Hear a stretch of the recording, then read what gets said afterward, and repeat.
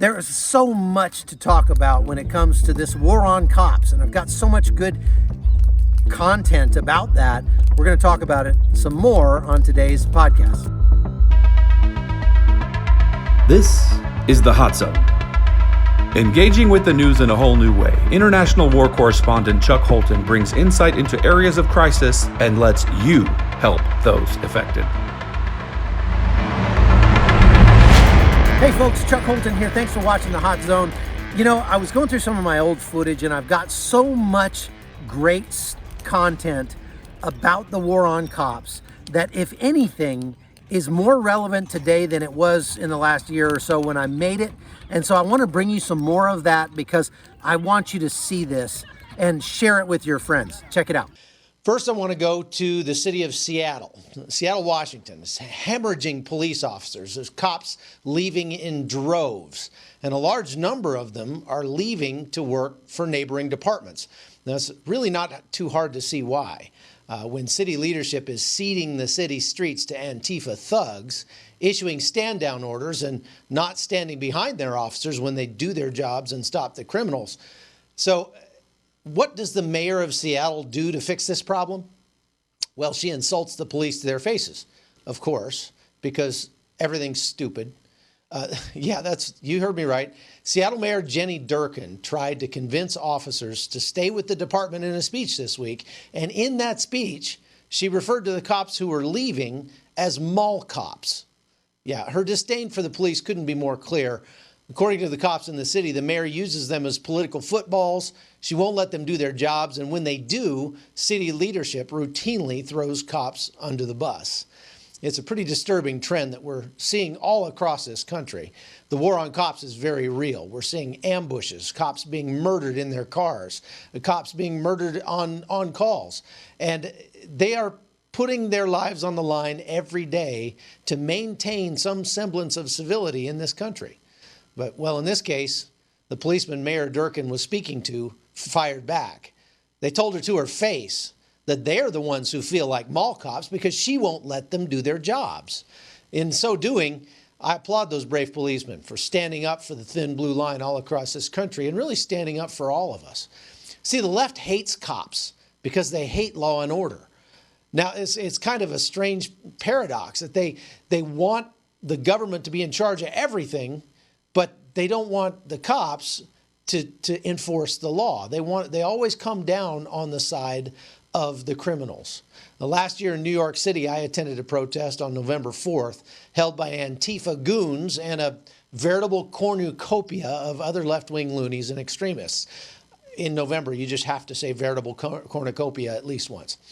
They came out to protest Donald Trump and the police, and all the while being protected by hundreds of New York City's finest. Now, you have to remember, this was only days after that jihadi madman used a rented pickup truck to plow down runners and cyclists in Manhattan, killing 8 and wounding 12 more. So it's not like the cops weren't a little busy trying to safeguard the city. I mean, they were running all over the place, putting up barriers and bollards and things, trying to keep that from happening again. And this is just days after that happened. But the Antifa idiots held their march anyway. And there were hundreds of police detailed to that march to try to keep them safe. Now, in the middle of that protest, I spotted a guy named Mike Isaacson. He was a professor from John Jay College who had recently sent out this tweet. Some of y'all think it sucks being an anti-fascist teaching at John Jay College, but I think it's a privilege to teach future dead cops. Yeah, that's really what he said. And he didn't see a problem with that. But I confronted Isaacson on that message, and I want you to see what that looked like. Take a look. So there's a college professor over here right behind me who tweeted recently that he enjoyed teaching future dead cops. I'm going to go talk to him. So you're Mike Isaacson, right? Who are you? I'm Chuck Holton. You're the one that tweeted about teaching future dead cops, right? You Chuck Holton. Yeah. Do you work for I'm Chuck Holton. I'm a freelance journalist. Okay. Are you the one that made that tweet? Yeah. How does it feel being protected by those cops? I am not being protected. You're not? I see hundreds of cops around here protecting you. You really feel that way about police officers?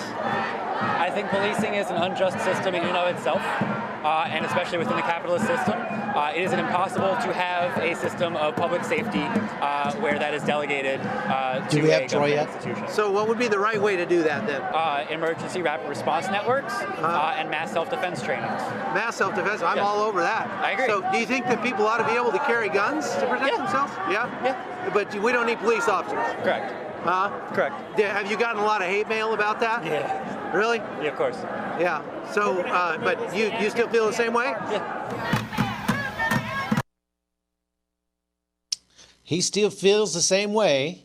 Well, John Jay College didn't feel the same way, and they fired him, and that's a good thing. It would be hard to imagine being a police officer sitting in a college class being taught by that joker.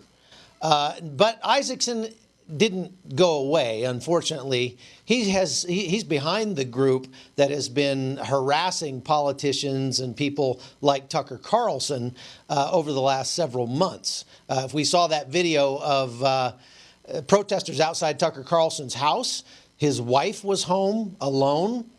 They cracked his door. They shouted, "We know where you sleep at night." They threatened him.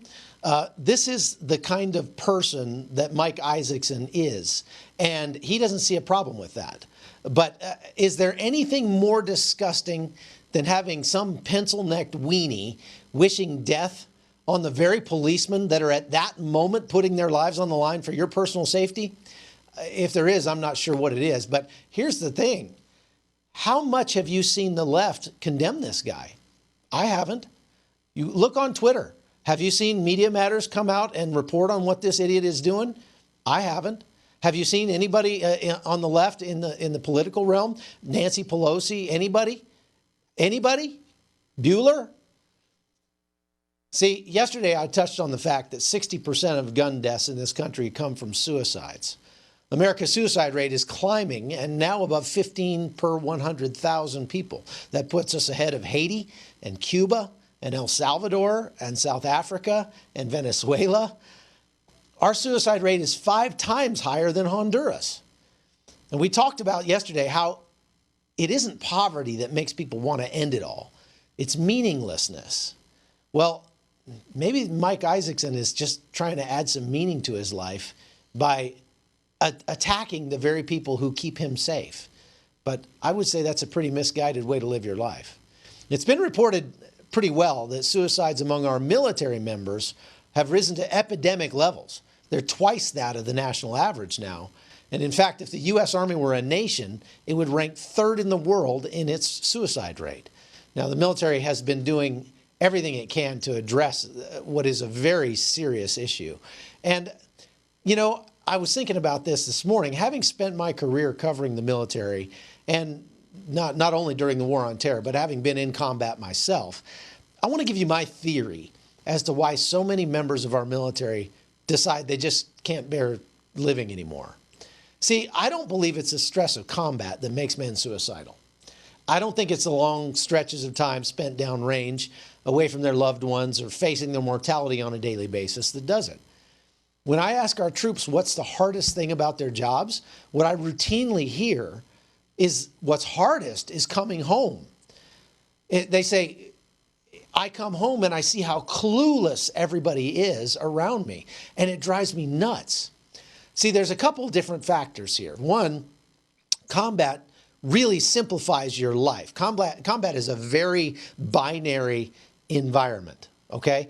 It simplifies your life greatly. See, bills and relationships and girls and, all that stuff, they kind of fade away when you're in the fight. And the only problem that you have in life becomes that guy over there who's trying to kill you and your friends.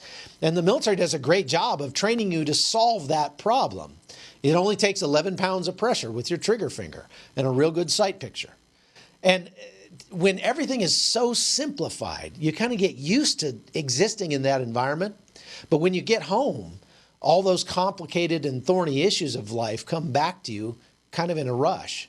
I remember when I came back from combat, they had canceled my car insurance, and you wouldn't think that'd be a huge deal to get fixed. But I went down to the insurance agency, and they were kind of giving me the runaround. And I remember looking at that agent and just thinking, 2 weeks ago, I could have just shot you and been done with this problem. And obviously that's not an appropriate way to think, but it's so frustrating to say the least. And that frustration gets compounded by the fact that you come back from the war and you see that most Americans could care less about the price that you and your buddies are paying in blood for their freedom.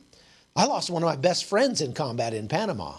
And I came home and I would go to McDonald's and you see people just sitting around, and obviously they don't have any idea what I've been through. But they're sitting around and eating their ice cream, and you just want to jump up and scream. Don't you know what we paid for this freedom? And you just sit on it and watch TV, or sit on it and get fat. I mean, what I saw a sign on the wall in a fire base in Afghanistan one time. It said, "America is not at war. The Marines are at war. America is at the mall." And that's how many of our troops feel.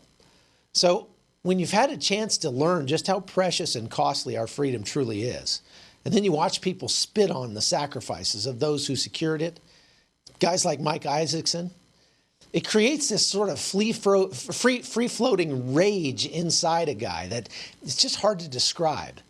And when you're faced with all the complex problems that life outside the combat zone throws at you, where your life there is so condensed to just a white hot focused purpose, well, you sometimes find yourself in need of a new mission. And I think that's one of the ways that we could really help our troops, not only by telling them how much we appreciate what they do, but by living our lives in such a way as to make their sacrifice worth it. And by giving them options and giving them a new mission when they get home. And there are a lot of people around the country who are doing that. We've met and talked to a lot of them on this show. They've started foundations. They've started nonprofits that give people a mission in life once they get back from the combat zone, and give them a place to focus that meaning, get some meaning and purpose back into their life. That's what guys need. Now, you can do it through church, you can do it through a club, you can do it through lots of different ways.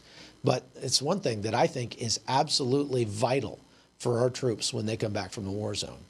All right, folks, thanks for watching. I'm going to sit out here and enjoy the fire. I hope you have a great weekend. I sure plan to. And if you want to support the Hot Zone, you can like and share it on Facebook, YouTube, Twitter. But the best thing you can do is buy me a cup of coffee over at patreon.com/hotzone. That would help out a lot, and we'd be able to keep bringing you some really good content. All right, have a good one. We'll see you next time. The Hot Zone is produced by Amy Holton and Livefire Media. Copyright 2019.